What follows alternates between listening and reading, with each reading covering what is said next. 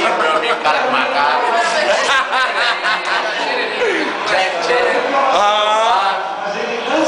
Fabinho! Não, é o padre. Não, é o velho padre. Minha primeira vez aqui. Padre é puta.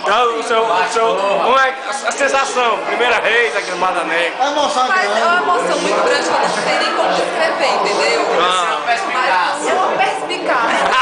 Estou até com medo de falar alguma sandice. Uma pessoa impoluta. Com certeza. Se uma pessoa impoluta, uma perspicácia está do seu lado. Ar-condicionado pra conversar com ele.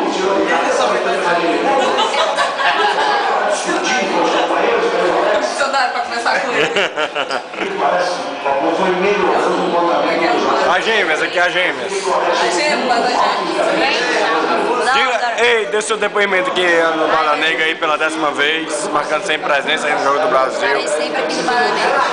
Diga, é bom, ruim ou... Eu já ficar assim, no maior. Ah, Sexta-feira estarei aqui. Iremos todos juntos. claro, ó, obséquio, claro que nós iremos. Ih, gol! Na hora do gol do Uruguai! Gordinho, gordinho, gordinho!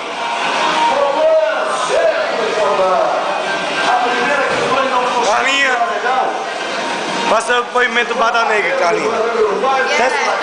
Carlinha, você aí, você que é uma pessoa assídua aqui do Bada Negra, já viveu muitas emoções aqui. São tantas emoções, né? Mais uma vez você está aqui no Bada Negra. Conte aí, conte seu depoimento. Pra onde eu vou é longe. Jamila, só vem de vez em quando, mas sempre tá aqui, Jamila. Olha, bichinho, olha os olhos da menina.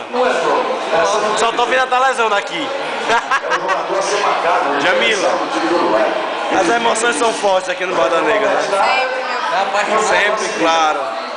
Robinho, seu namoro começou aqui, não foi, Robinho? Robinho, tudo começou aqui, não foi, Robinho? Ah? Eu fico feliz de você começar seu namoro aqui, ó. Ó a cara de felicidade da sua noiva. Oh, meu Deus. Fico muito feliz. Bada Negra marcando corações e momentos.